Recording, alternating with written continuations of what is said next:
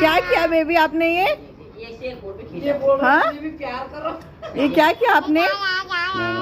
नहीं नहीं छी छी, आप बहुत गंदे हो गए हो। छी छी छी छी, कितने गंदे गंदे काम करते हो आप। देखो भैया के लगाओ, होली है। आरू नो, आरू इधर देखो, मम्मा की तरफ देखो। आरू क्यों किया आपने? इधर देखो, क्यों किया आपने? क्यों किया आपने? छी छी छी छी छी छी छी छी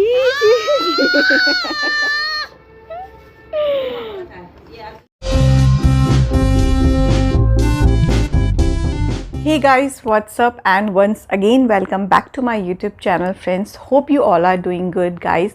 तो आज बहुत लंबे समय के बाद आप लोगों के लिए कोई वीडियो लेकर आई हूँ गाइस, और इसका कारण भी मैं आपको ये बता देती हूँ क्योंकि इस प्रेगनेंसी में जो है थोड़ी बहुत कॉम्प्लिकेशंस आ गई हैं, जिस वजह से डॉक्टर ने मुझे कंप्लीट बेड रेस्ट रिकमेंड किया हुआ है।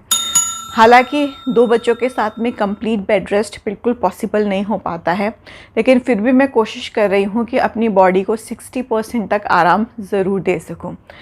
तो गाइस अब मैं आपको बताती हूँ कि क्या कॉम्प्लिकेशंस जो है इस प्रेगनेंसी में आ गई हैं और क्यों डॉक्टर ने जो है अगेन सी सेक्शन प्लान कर दिया है मेरे लिए, और साफ साफ शब्दों में कह दिया है कि तुम्हारी नॉर्मल डिलीवरी किसी भी कीमत में पॉसिबल नहीं है।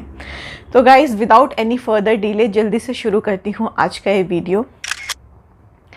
तो गाइस हुआ क्या कि अभी कुछ दिन पहले ही डॉक्टर ने जो था मेरा एक अल्ट्रासाउंड मुझे सजेस्ट किया था करवाने के लिए।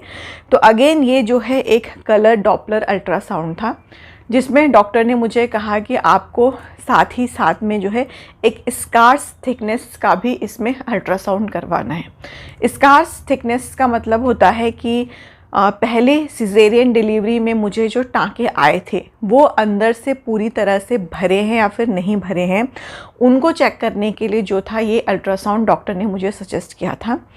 तो इसकी रिपोर्ट मैं आप लोगों के साथ में शेयर करती हूँ ताकि आप लोगों को भी समझ में आए कि क्या कहना मैं आप लोगों से चाह रही हूँ।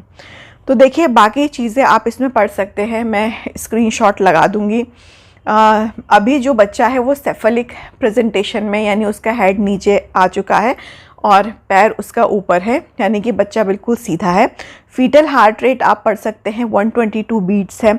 बाकी प्लेसेंटा जो है वो फंडो पोस्टीरियर है, ग्रेड 1 कैल्सिफिकेशन। AFI यानी जो एमनियोटिक फ्लूइड का लेवल होता है वो भी बहुत अच्छा है, 11.8 सेंटीमीटर। अब यहाँ पे पढ़िएगा जो डॉक्टर ने अंडरलाइन किया हुआ है, The anterior uterine wall along with partially filled UB is 4.1 mm thick at present। यानी कि जो स्टिचेस पेट पे आए थे सी सेक्शन के दौरान उनकी जो थिकनेस है वो अभी 4.1 mm है, यानी कि वो अभी पार्शियली हील्ड हुए हैं, वो पूरी तरह से अंदर से अभी ठीक नहीं हुए हैं। तो यही कारण था गाइस जिसकी वजह से डॉक्टर ने मुझे बोला कि तुम्हारी नॉर्मल डिलीवरी पॉसिबल नहीं है, क्योंकि अभी पुराने जो ज़ख्म हैं वही ठीक से नहीं भरे हैं।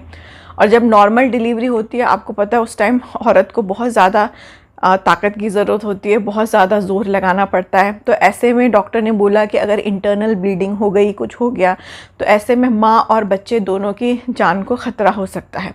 तो इसीलिए हम सेफ़ साइड लेकर चलेंगे और हम लोग एक प्लान्ड सी सेक्शन करेंगे जैसा पिछली बार किया था। तो इसी वजह से जो है डॉक्टर ने क्लियरली मना कर दिया कि आपकी जो है नॉर्मल डिलीवरी बिल्कुल भी पॉसिबल नहीं है।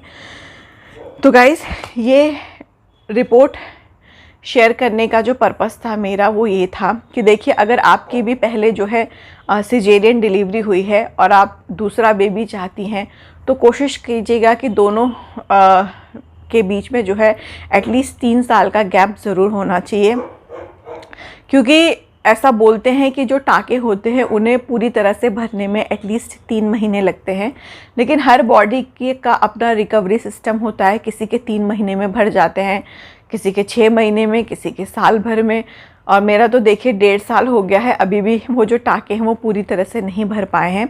इसका एक कारण ये भी था कि मैंने सी सेक्शन के बाद बहुत जल्दी काम करना शुरू कर दिया था। एटलीस्ट कम से कम 3 महीने तक अपनी बॉडी को पूरी तरह से आराम दीजिएगा, सारा काम छोड़ दीजिएगा। काम तभी है जब हम हैं, जब हम ही नहीं रहेंगे तो उस काम का भी क्या करना है फिर। तो झाड़ू पोछा हो गया और कपड़े धोना, भारी भारी चीज़ें उठाना, बाल्टियाँ उठाना, इस तरह के जो काम है वो एटलीस्ट 3 महीने तक बिल्कुल मत कीजिएगा। मेरे साथ प्रॉब्लम ये हो गई थी कि एक तो ट्विंस थे, ऊपर से पैदा हुए थे 2020 में जब कोरोना पैंडमिक चल रहा था। तो बच्चे इतने छोटे थे कि हम घर में कोई मेड भी नहीं रख पाए थे, तो बच्चों का काम भी, मेड का काम भी, मतलब सब खुद ही करना पड़ रहा था। तो इस वजह से इतना वर्कलोड आ गया था कि अपनी बॉडी के ऊपर मैं ध्यान ही नहीं दे पाई। और उसके बाद फिर ये जो अनप्लान्ड प्रेगनेंसी थी वो इतनी जल्दी हो गई, आप देख ही रहे हैं। अभी बच्चे 2 साल के भी नहीं हुए हैं और तब तक ये सेकेंड डिलीवरी मेरी अब होने वाली है। तो इसीलिए अपनी बॉडी को पूरी तरह से आराम दीजिएगा और अपने खाने पीने पर भी बहुत ज़्यादा ध्यान दीजिएगा। हाई प्रोटीन डाइट्स लीजिएगा ताकि जो टाँके हैं, जो घाव है, उन्हें भरने में बहुत ज़्यादा मदद मिलेगी। प्रोटीन से ही जो है बहुत ज़्यादा अच्छी तरह से घाव जल्दी भरते हैं। और ये जो मेरा मैटरनिटी कार्ड है गाइस, इसके हिसाब से जो है आज मेरी डॉक्टर विज़िट थी तो मुझे 36 वीक्स कंप्लीट हो चुके हैं।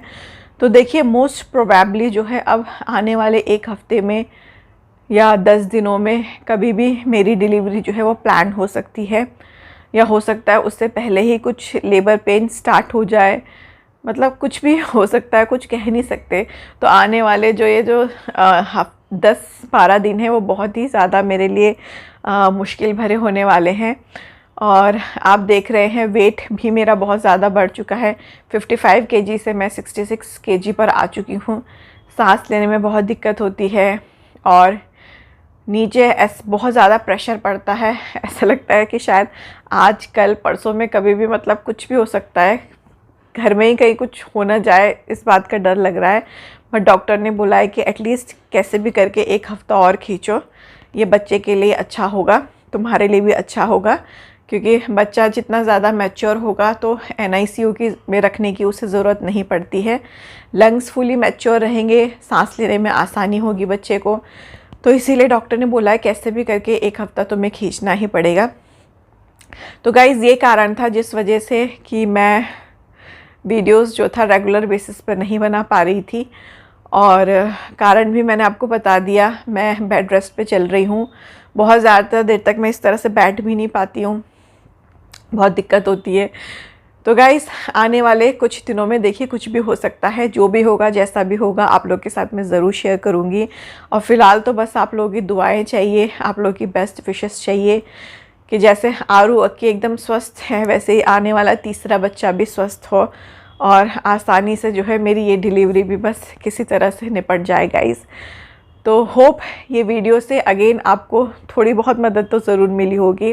फिर भी इससे रिलेटेड कोई सवाल आपके मन में हो, आप मुझसे पूछना चाहते हो सी सेक्शन से रिलेटेड या इस सेकेंड प्रेगनेंसी से रिलेटेड, तो कमेंट करके मुझे पूछ सकती हैं और मुझे बहुत खुशी होगी आप लोगों को रिप्लाई करने में गाइस। और जो भी होगा जैसा भी होगा आप लोगों को वीडियो के थ्रू मैं अपडेट करती रहूँगी और जल्दी मिलूँगी आपसे अनदर वीडियो के साथ। Till then bye bye and take care.